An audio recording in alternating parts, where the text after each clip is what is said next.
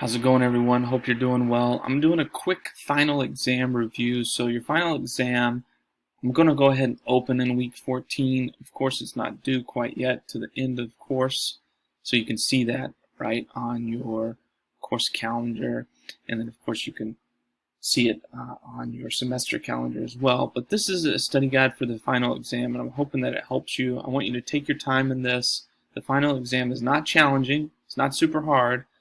But it's something I want you to do well on because there's more essays than anything else. So I'm looking for you to have high writing skills based on what we learned this semester, and then just display your knowledge. So hopeful that you will do well, and I appreciate everything that you have done to do great in this course so far. So here we go. So the first couple questions are essays. Make sure you know what empathy is. Make sure you know what active listening is. What about nonverbal communication? Know about written communication. Know about verbal communication. And explain oral, written, and nonverbal communication in a question by itself. Know about the distance between conversations. Is it personal, intimate, social, or public? What is paralanguage? What does that mean? Let's see. Know about paralanguage again. Know about listening barriers. What are listening barriers? What are ethics? What does ethics mean? What about cross-cultural communication? You all should know about that because we've talked about it. Know how to be sure to know how to reference an APA. There's going to be questions about APA format. When you're speaking to someone, your target audience, know what that means. Know what paraphrasing is. Know what plagiarism is. What about primary and secondary sources? You should know what primary and secondary sources are. Know when you list out your references, what that means.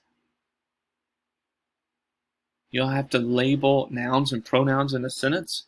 Pretty simple, but something we need to do. What about declarative, interrogative, imperative, and exclamatory sentences? Know what those are. Make sure you can identify verbs in a sentence. Know about conjunctions in a sentence. What's a fragment? A fragment in a sentence. Know what that means.